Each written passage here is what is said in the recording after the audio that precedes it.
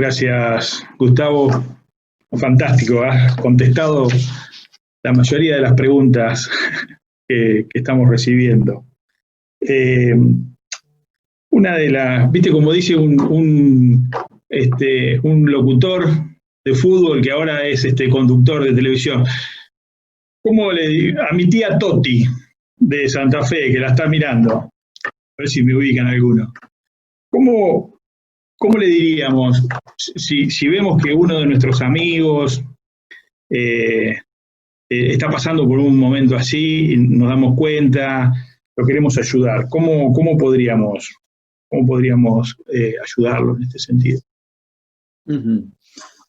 Cuando decís, más que nada hablando de ese primer proceso de miedo, Sí. de enojo, Sí. Yo creo que, bueno, si ya es un amigo, es alguien cercano, quiere decir que primero nos ha dado un lugar como de confianza, ¿no? En su vida, que creo que lo primero es poder ganarnos ese lugar de ser alguien confiable, ¿no? Y creo que lo primero es estar presente, es realmente escuchar qué es lo que le sucede al otro, porque a veces nuestra propia ansiedad por compartir, a veces no estamos escuchando tanto a nosotros mismos sobre lo que queremos decir o sobre lo que estamos viviendo, que nos salteamos ese segundo punto donde hablamos de que no hay formas de cuidado que sean universales. Entonces yo creo que lo primero es poder escuchar. Lo segundo que yo diría es darle una bienvenida a ese riesgo emocional, porque muchas personas, a veces les habrá pasado en la experiencia de liderazgo, el pastorado, a mí me pasa a veces en el consultorio, de repente vienen y te dicen, Claudio, Gustavo, pongamos el nombre de cada uno de los que estamos acá, te voy a contar lo que no hablé con nadie. Entonces, esa persona, y muchas de ellos han sido a veces estafados en el mundo emocional, nos está entregando su corazón. Entonces, bueno, darle una bienvenida a ese riesgo. Y darle una bienvenida a ese riesgo, primero ser empáticos, ponernos en su lugar. Si rápidamente minimizamos lo que le sucede, decimos, bueno, pero no es nada, ¿cómo te vas a poner mal por eso? Esto ya va a pasar. Y hacemos casi como con los amigos de Job, ¿no? Que damos un montón de consejos que no tienen ningún punto de conexión emocional con el otro.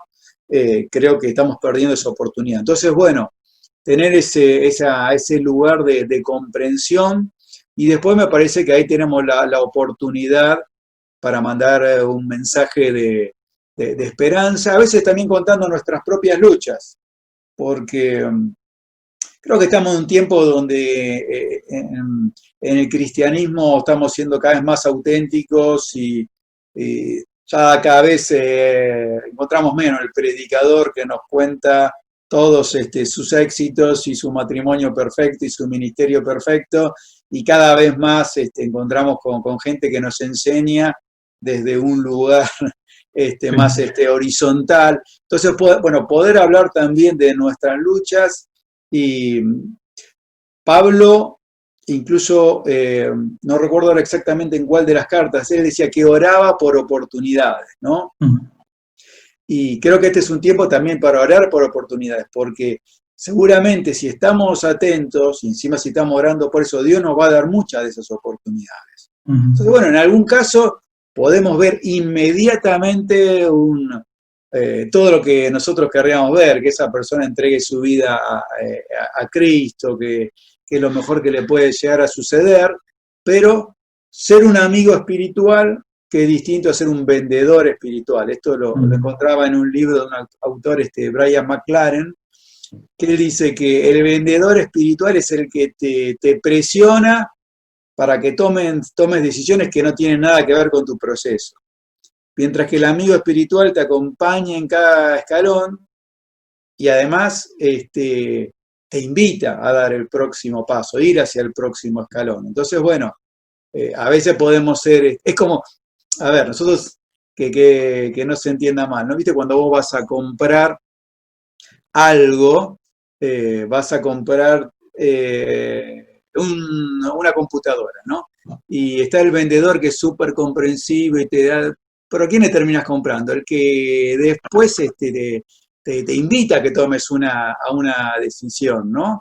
Entonces, tenemos que ser entre prudentes y empáticos y también animar a la gente, pero respetando su proceso.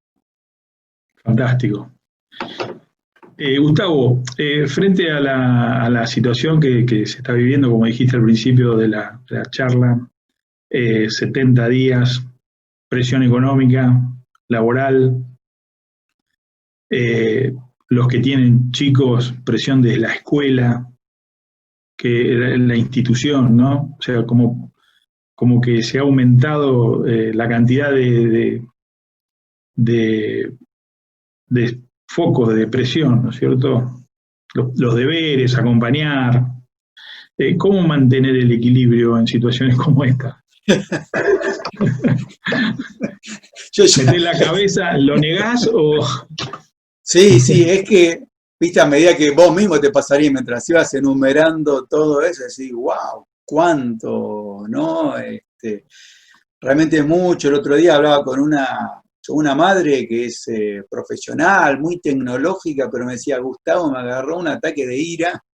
Y es una buena madre, bastante comprensiva, porque le habían dado una tarea donde había que utilizar una aplicación de Google y no sé cuánto tiempo había gastado tratando de entender cómo funcionaba eso y bueno, finalmente pudo. Entonces, bueno, bienvenida sea la tecnología, pero tenemos un nuevo, el estrés tecnológico, ¿no? Un nuevo desafío, ¿no? Yo creo que una de las primeras, porque ahí hay presiones, vos fíjate que muchas son externas, las que mencionaste, y después tenemos presiones internas también, ¿no? Que son a veces nuestra propia carnalidad, que nos dice, bueno, que salga lo que salga, me pudrí de todo, pongo en modo que se pudra todo, no me importa nada, y tenés que, con el ejercicio del dominio propio, el Espíritu Santo obrando en tu vida, frenar esa presión interna de la carnalidad. Toda esa presión externa y sumarle a veces la presión también de aquellos que a veces nos exigimos más de lo que podemos dar, ¿no? Entonces a veces nuestra propia autoexigencia o nuestra propia severidad le pone todavía más de ese cóctel. Entonces, frente a todo eso, yo todavía como lo hice más complicado el panorama de lo bastante complicado que vos habías planteado. Lo primero es, no se puede con todo, ¿no? Uh-huh. Como que a veces parece que al perfeccionismo o la sobreexigencia lo queremos, lo queremos solucionar con más y más y más y más y más cosas que lo único que hacen es frustrarnos y terminar enfermándonos y dándonos todavía como un mayor sentido de frustración y de impotencia. Entonces, creo que aún sin invitarnos a la mediocridad o que las cosas salgan así nomás, tenemos que entender que es tanto lo que se nos pide que no podemos con todo. Uh-huh. Eso nos lleva al mundo del sí y al mundo del no, y que evidentemente no podemos complacer a todos al mismo tiempo. Si tengo que ayudar a alguno de mis hijos, si al mismo tiempo mi esposa me está pidiendo algo, y me están demandando algo del trabajo, y me está llamando un hermano de la iglesia que quiere hablar ya mismo, evidentemente si quiero hacer la multitarea, al final no termino haciendo ninguna cosa bien. Entonces, yo creo que es un tiempo donde tenemos que asumir que tenemos que convivir mejor con lo pendiente y que va a haber cosas que no vamos a hacer durante el día. Entonces, hay un autor que no es cristiano, que se llama Martin Seligman, pero aún no siendo cristiano le puso un nombre a un ejercicio que suena bastante evangélico, que es el ejercicio de las 3 bendiciones. ¿Y cuál es en qué consiste? Que se los propongo, yo lo hago los días que me voy a dormir frustrado, es registrar 3 cosas que sí pude hacer hoy. Qué bueno. Porque decir, bueno... Ahí va Gustavo, va la otra pregunta, ¿no? Sí. ¿Qué tips podemos usar para mantener ese equilibrio, ¿no? O sea, aun cuando el equilibrio al final del día lo vemos que viene desequilibrado, o sea, ¿qué herramientas podemos tener como para procurar estabilizar eso? Sí, bueno, creo que, bueno, por un lado esto, tratar de simplificar, saber que no podemos con todo, valorar lo que sí se pudo hacer, poner límites. Fíjense lo que leíamos de Gálatas 6.2 y Gálatas 6.5. Gálatas 6.5 dice que cada uno es responsable por su conducta. Entonces, por supuesto que tenemos que ayudar a los que tienen hijos pequeños. Si hay una cosa tecnológica que es bastante difícil, bueno, hay que estar ahí y acompañar, pero yo veo algunos papis y algunas mamis que terminan casi haciéndole la tarea a los hijos y bueno, eso no es alimentar esto de que sean responsables por su propia conducta, ¿no? Bien. Después, yo la otra cosa de las tantas, ¿no? Creo que no lo hemos dicho, puede parecer algo que todos lo sabemos, pero nunca hay que dejar de olvidarlo, la importancia de la conversación con Dios a lo largo del día, ¿no? Más allá de nuestro tiempo devocional. Yo desde que me decidí a orar menos prolijo con el Señor y decir realmente lo que me pasa, algunas veces me he hasta sorprendido de las cosas que estaba sintiendo a partir de exponerse a esto de, bueno, como dice ahí el Salmo 139, ¿no? Examíname, oh Dios, muéstrame si hay camino de perversidad, guíame por el camino, como que tanta presión no se puede vivir sin los delicados pastos a los que el Señor nos invita, ¿no? Y realmente... Sabés que somos, claro, como dice, sabés que somos polvo. Somos débiles. Creo que ese es un punto importante, ¿no? Que vos estás agregando, es reconocer también nuestra debilidad, nuestra fragilidad, quitarnos presión, saber que no podemos decir todo que sí, o que no tenemos que avergonzarnos si algo no lo sabemos o no lo podemos hacer. Creo que esa cosa es fundamental. Y creo que tenemos que concentrarnos en hay cambios. Mirá, esta semana hablaba con un muchacho que me pidió ayuda. Yo atiendo la mayoría de mis pacientes a distancia, por Skype. Y este muchacho me decía que en tiempo de cuarentena, su pareja le dijo basta, ¿no? Y ya estaba viviendo él en otro lado.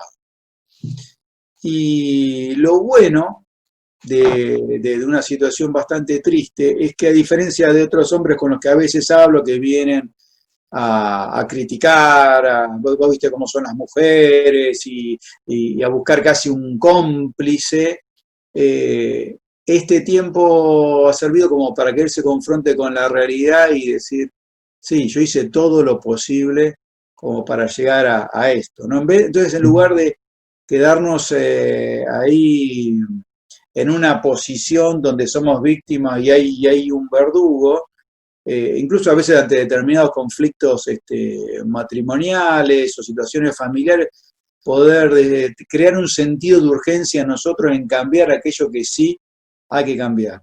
A veces vivimos con un sentido de urgencia y un montón de presiones idiotas y tontas que la gente nos quiere meter encima, pero hay otras cosas que son las realmente importantes que las vamos pateando. Entonces, bueno, crear un sentido de urgencia en aquello que de algún modo u otro Dios por todos lados nos está mostrando que tenemos que cambiar. Perfecto. ¿Te puedo hacer una pregunta? A ver. Claudio. A ver. La estamos manejando por chat. Pasarla al chat. No sabía eso, no me habían dicho. no nos preparamos para la pandemia, Gustavo. ¿Cómo nos tenemos que preparar para el post-pandemia? Bueno. O sea, ¿qué hacemos? ¿Salimos todos a pescar? ¿Salimos todos a comer asado? ¿Nos comemos todo? Bueno, ya comimos bastante, ¿no? Salimos todos a entrenar. Cada uno para su lado, o sea, viste, estuve 70 días en casa, toda la familia estuvo conviviendo a veces en 40 metros cuadrados, en 50 metros cuadrados, depende de las dimensiones de cada casa. ¿Cómo salimos ahora, no? O sea, ¿cómo nos ordenamos para el post? Bueno, yo creo que justamente, viste, a veces vivimos las cosas como viene etapa 1, termina, viene etapa 2, y nos olvidamos que hay transiciones, ¿no? Cuando vos escuchás una buena pieza musical, o cuando ves una buena película, o lees un buen libro, ves que una cosa te va llevando a la otra. Entonces, hay gente que está simplemente en este tiempo aguantando, lo que yo decía antes, el síndrome de cuenta regresiva, y después verá.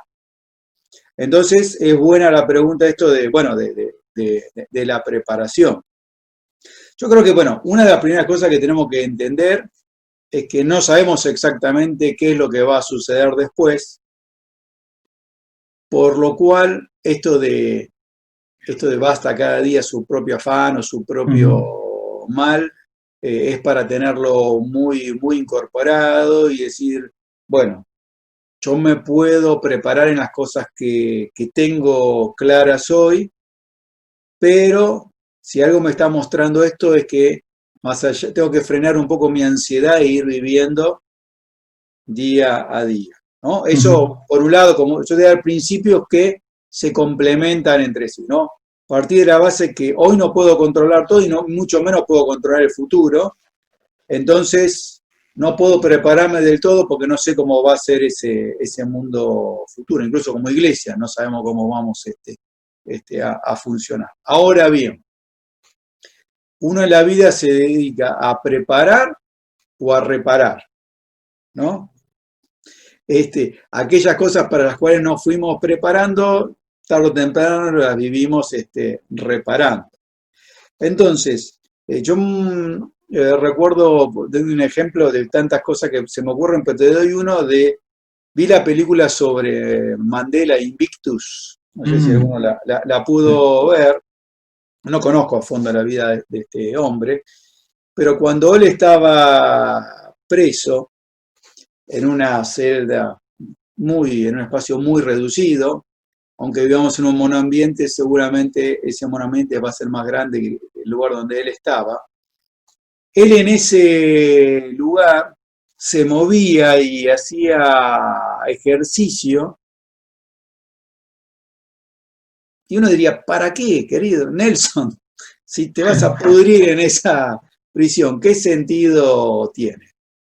Pero se preparó físicamente por si llegaba a tener la oportunidad de.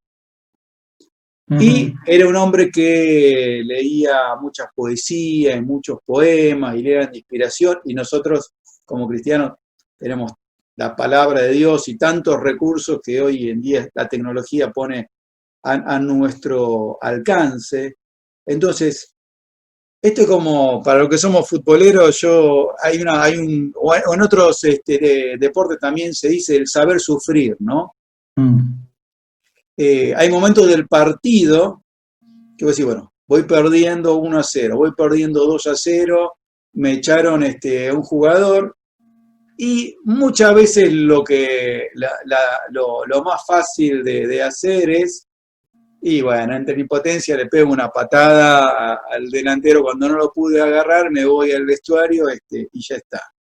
Ahora, hay equipos que tienen la capacidad de mantener el orden y saber aguantar ese momento, saben sufrirlo, y en algún momento, a través de un córner, un tiro libre, o lo que fuera, sorpresa, se ponen nuevamente en partido.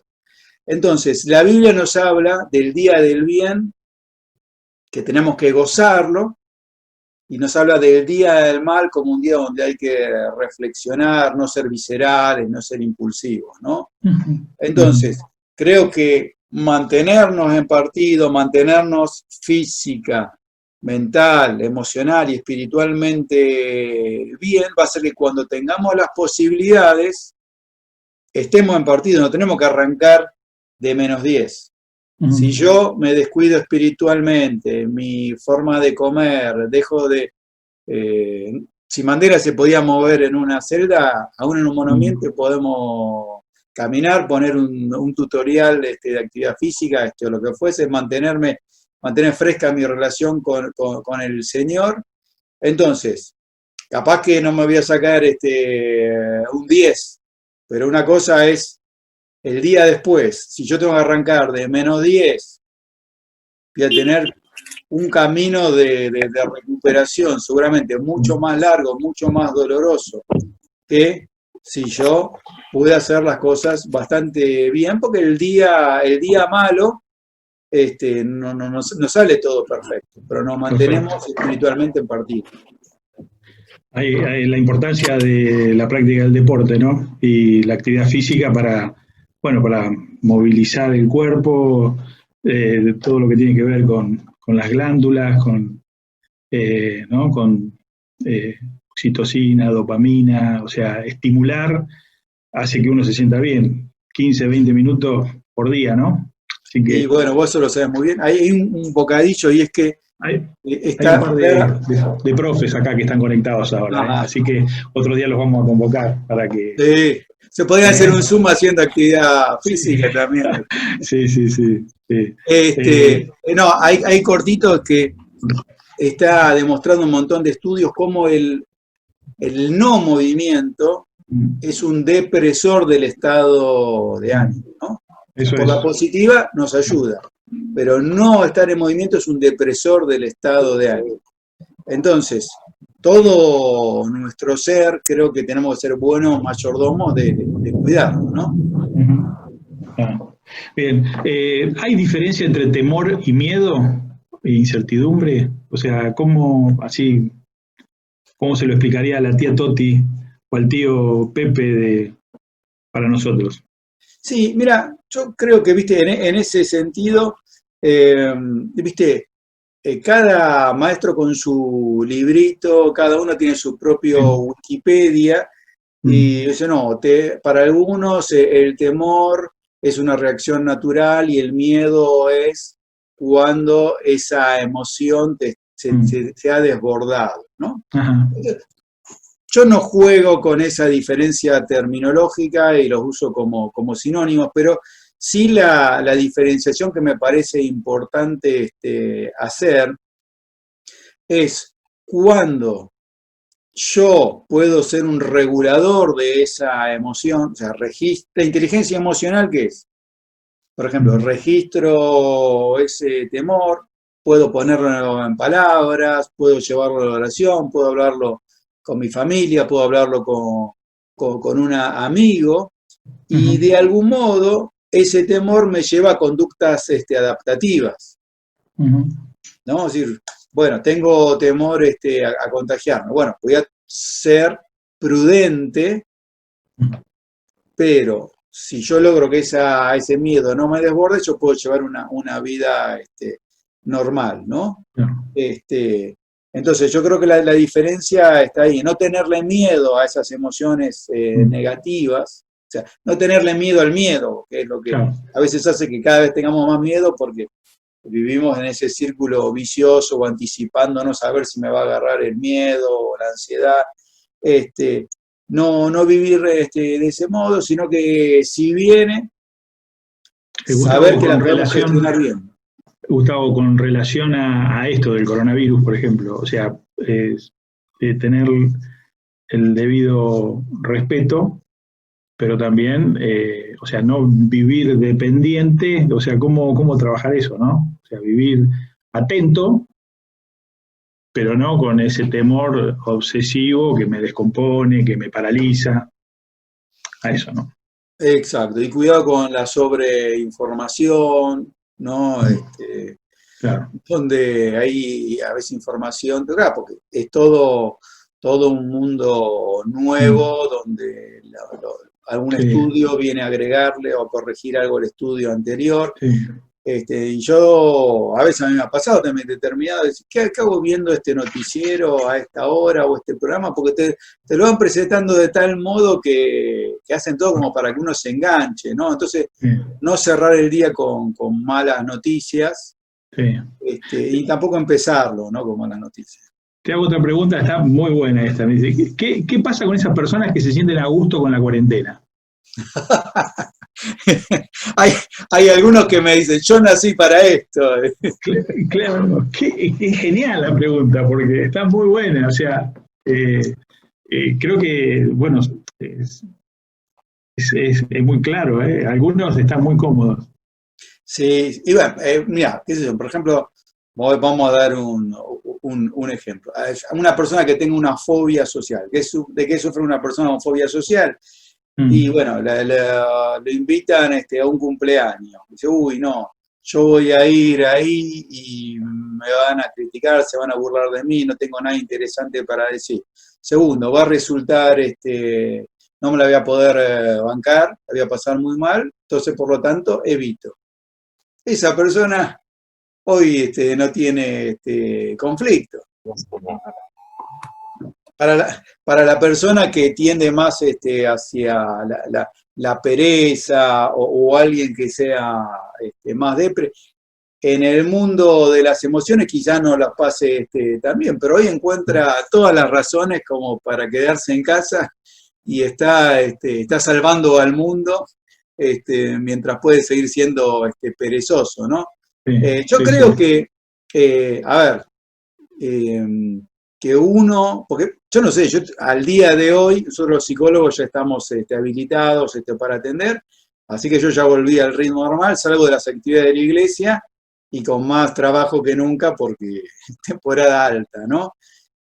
Pero hay otros que por su actividad tienen más tiempo libre y yo creo que, a ver, el hecho de poder saborear de, Mm, de la vida y ciertas posibilidades que hoy tiene, me parece que es algo maravilloso y que no hay que sentirse culpable por eso, ¿no? mm, Tenemos, como mm. decían los griegos, ¿no? Nada en exceso, ¿no? O como dice la Biblia, todas las cosas son lícitas, pero no me dejaré dominar por ninguna. Ni por el Buenísimo. trabajo, ni por el exceso de ministerio, ni por un espíritu hedonista donde el placer sea lo único de mi vida. Y creo que necesitamos un poco de todo eso, ¿no? Claro. Pero sí, Gustavo, le va a costar a eso. sí, sí, sí. Uy, esto explota, te digo, el chat con las preguntas, pero te voy a tirar la última nomás porque ya el tiempo se nos está pasando y no queremos por ahí abusar del tiempo tuyo también. ¿Algún consejo para los aislados de las tecnologías, las personas mayores que se sienten angustiadas, muchas veces el temor por no estar al día, por no tener un dispositivo, no tener wifi, bueno, todas esas cosas, ¿no?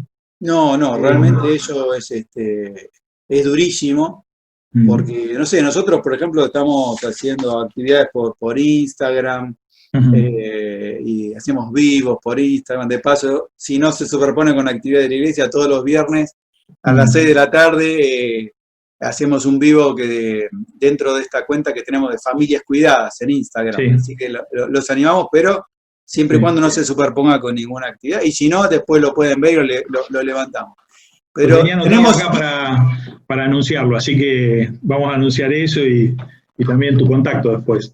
perfecto. Nosotros tenemos dos hijos, Rodrigo de 24 y Agustina de 18. Agradecemos tenerlo porque a veces nos sacan de algunos barullos tecnológicos, pero en la antigüedad el padre era el transmisor del saber Claro. y ahora en un montón de cosas, pero papá, no te das cuenta, pero y uno dice, pero déjame ver cómo hacer. Bueno, y una persona que todavía tiene, yo tengo 53, una persona que tiene 70 años, algunos que son muy tecnológicos, pero a algunos les cuesta más. Yo creo que realmente es muy duro, es muy difícil. Me parece que, bueno, todo aquello que hijos, nietos puedan ayudar en ese sentido. Por ejemplo, mi papá vive en Buenos Aires y algunos domingos hacemos un familiar. Entonces alguno de mis hermanos de ahí, desde la casa, va y arma todo el dispositivo, porque mi papá no lo va a poder manejar, por más que se lo expliquen una y mil veces. Entonces, bueno, a veces también esto de no sentirse mal por pedir ayuda, porque realmente esto nos desborda a todos, no sentirse que uno es un idiota por eso, sino simplemente algo que es parte de todo un mundo que uno no sabe manejar bien y que hay otros que nos pueden pedir ayuda, ¿no? Bien, bien, bien. Sí, hasta último momento estábamos empezando la conferencia y tenía varios hijos e hijas que se estaban comunicando por este tema. Papá no puede entrar y, bueno, Claro. sí, creo que este es el desafío, ¿no? Alguna vez escuché a algunos pastores ya que nos están diciendo que esta es el nuevo formato de la iglesia, ¿no? Estas tecnologías usan este modo de comunicación. El mensaje va llegando a través de esta tecnología, ¿no?